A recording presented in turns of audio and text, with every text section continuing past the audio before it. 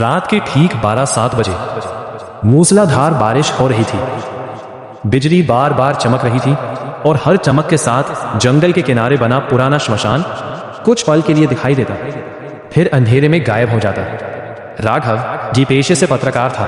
एक वायरल अफवाह की सच्चाई जानने वहां पहुंचा। लोग कहते थे, जो भी आधी रात के बाद इस श्मशान में आखिरी जलती चिता के पास जाता है वो कभी पहले जैसा वापस नहीं आता। राघव इन बातों पर विश्वास नहीं करता था। उसने कैमरा ऑन किया और रिकॉर्डिंग शुरू की। दोस्तों, मैं अभी उसी श्मशान में हूं जहां लोगों के गायब होने की बातें कही जाती हैं। इतना कहते ही थन थन थन पास पड़ा लोहे का घंटा अपने आप बजने लगा। राघव घबरा गया। आसपास कोई नहीं था। तभी उसे दूर एक चिता जलती दिखाई दी। लेकिन अजीब बात यह थी कि बारिश इतनी तेज होने के बावजूद चिता की आग बिल्कुल भी कम नहीं हो रही थी। वो धीरे धीरे चिता के पास पहुंचा। अचानक उसे किसी औरत के रोने की आवाज सुनाई दी। मेरी राख लौटा दो।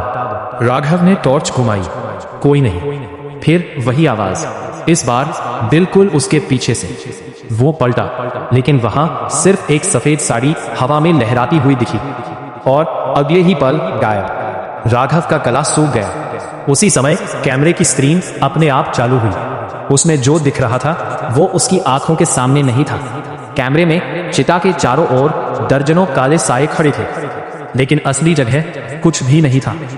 उसने डरते हुए कैमरा नीचे किया और फिर ऊपर देखा। अब वही साए उसके सामने खड़े थे। उनके चेहरे नहीं थे, सिर्फ काली खाली आंखें जो सीधे उसे देख रही थी। राघव पीछे हटने लगा। तभी किसी ने उसका कंधा पकड़ लिया। उसने चीखते हुए पीछे देखा। एक बूढ़ा डोम खड़ा था। उसने धीमी आवाज में कहा, भाग जा बेटा, आज आखिरी चिता अधूरी है।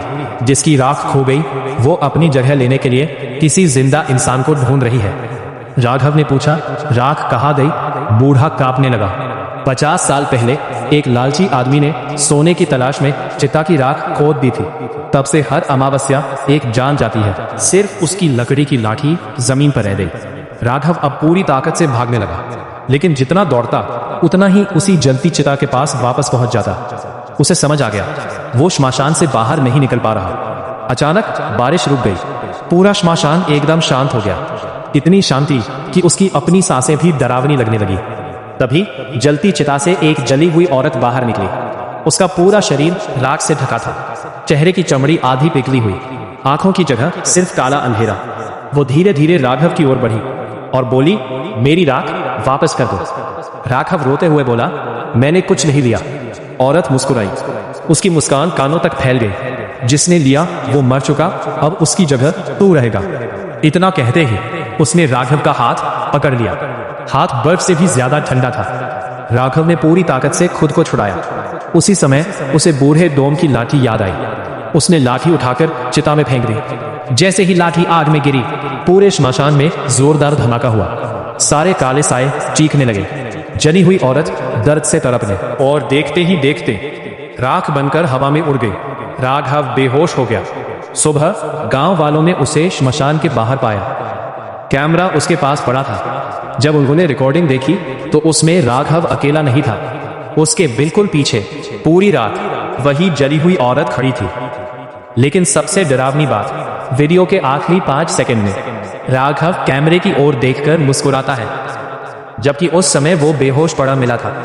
और आज भी जो कोई वो वीडियो देखता है उसे रात 12-7 बजे अपने दरवाजे पर 3 बार दस्तक सुनाई देती है। थक थक थक। अगर दस्तक सुनाई दे तो भूल कर भी दरवाजा मत खोलना, क्योंकि शायद वो अपनी राख लेने नहीं, अपनी अगली चिता चुनने आई है।